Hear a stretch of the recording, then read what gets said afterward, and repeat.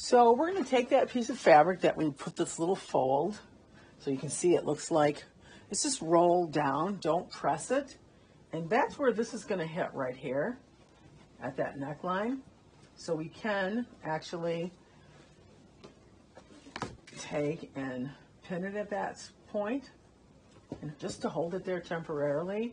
And you can come down and you can pin the fabric at the waist too. There's my waist. And then if I take that little dot that I made and bring that up to the shoulder. Oh, pinning it at the waist doesn't help. Okay. I'm going to bring that up here. I can pin that to my shoulder.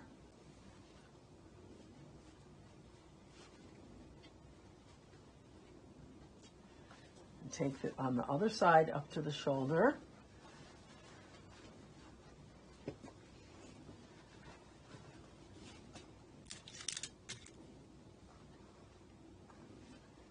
And this is basically where we start. So I've got my first, I'm going to release this so I can just pull it out.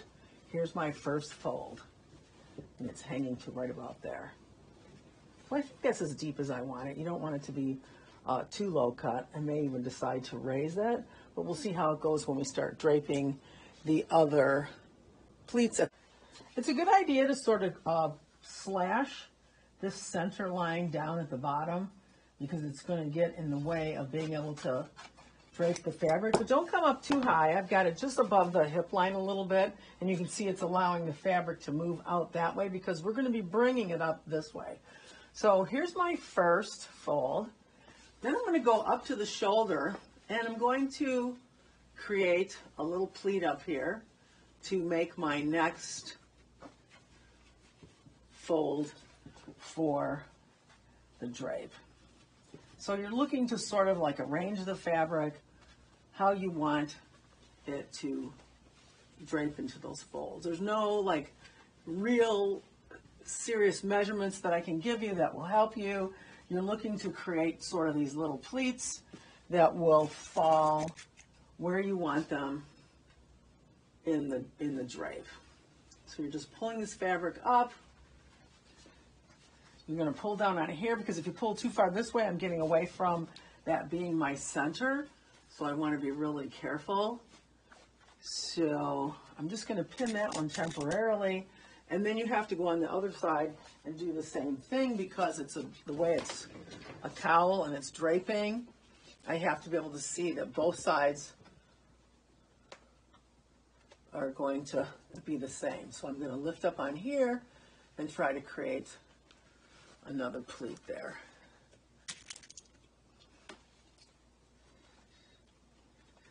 And then a third one.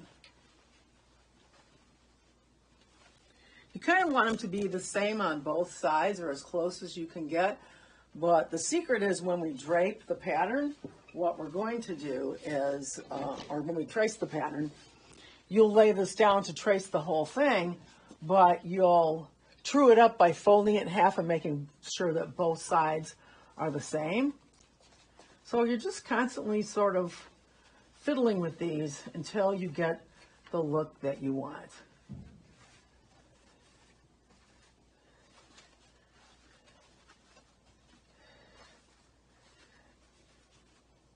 If you don't like it, then what you can do is go back. Maybe I think this is a little bit too low. I might raise it up. And you just keep arranging these folds until you get them how you want them. We're getting into some styling here with draping that gets a little bit more sort of what I would say is fussy. And then I'm going to bring this down at the waist here. I want to make sure that this line stays in the center. So here's my center. So at this point, once you've gotten these folds kind of how you want them, and I'm not going to worry too much at this point about them being exactly the same. I know that I really like my drape over here on the side. So this will be most likely the one that I transfer to my pattern. There's actually a little extra fold here that I don't like that much, so I'm going to try to work that in. There we go. So this is where the art of draping comes in. So I'm going to stop the film for a second and let you have time to finish this part of it, and then we'll continue draping the rest of it. So make sure you have this how you want. And you can have smaller or larger folds depending on how much fabric you want to see draping in the front. If this was chiffon, that would be really, really nice to have the have it like this. So I think that will look okay. So I've got what I think looks good in terms of some draping here. It's always going to be something you wind up fussing with a lot. That's just the way the nature of this is. Even when you wear a cowl dress, you're always arranging your little folds in the front and the back as you're wearing it. So we want to make sure that this stays on center, that center line.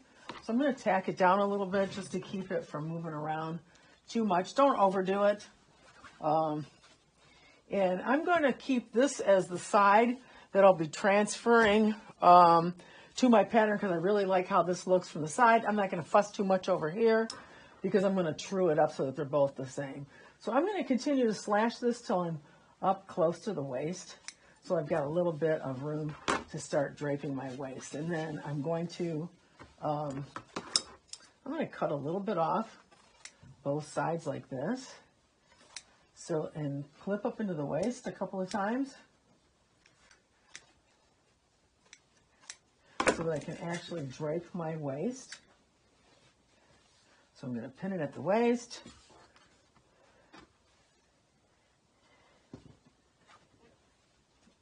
And I'm going to mark the end of my shoulder seam here.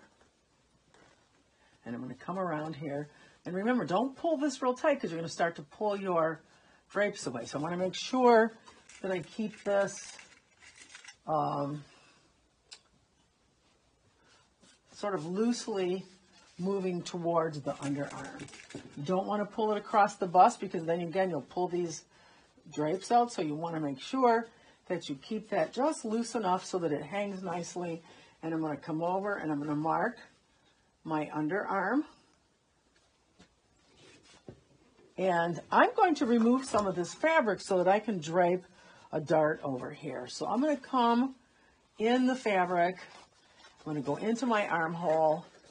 I'm going to clip around it. And let me drop this down for a minute so you can see the shoulder. I'm going to go across the top of my shoulder. Here's my shoulder line. I'm going to keep these folds in there.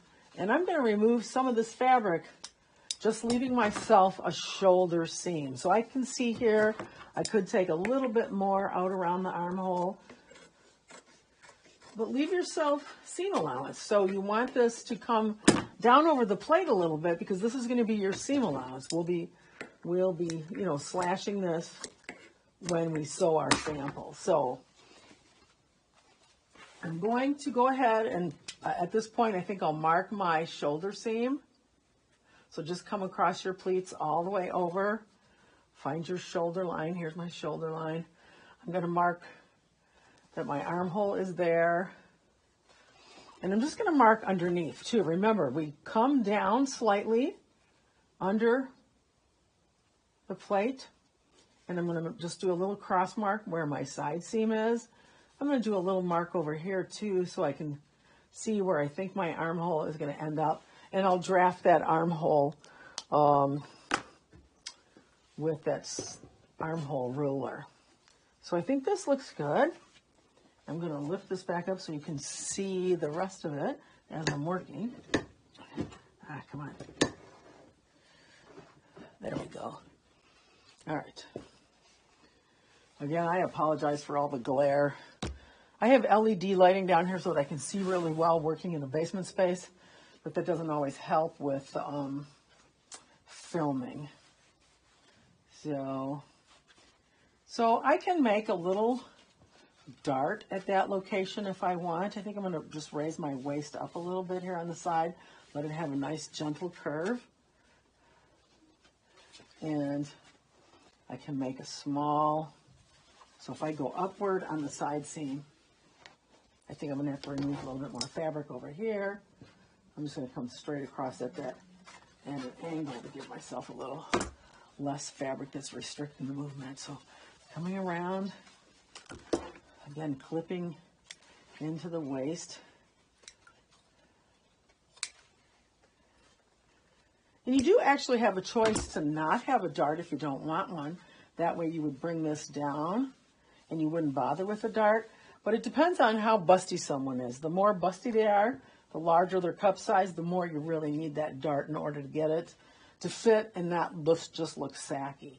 So I'm going to bring this up just a little bit because I want to make sure I have a little bit of fabric to put into a dart so I can shape this over here a little bit more. So I'm coming over to my side seam. I'm going to go up my side seam about 1 inch or 2. Remember, in half scale it'll be less.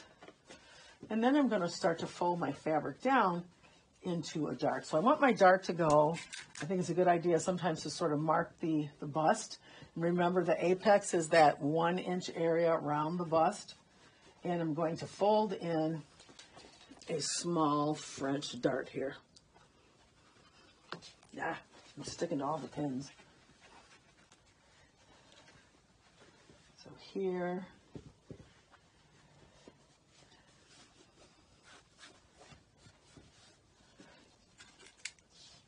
So here's my dart.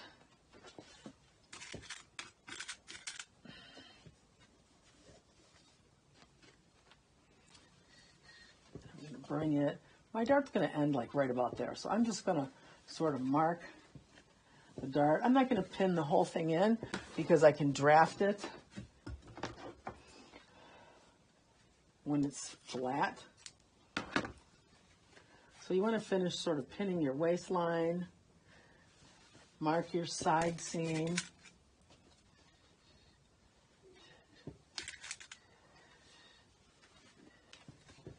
And I'm going to remove a little bit more fabric because I just really don't like working with all this flopping around over there. It sort of makes it difficult to see what you're doing.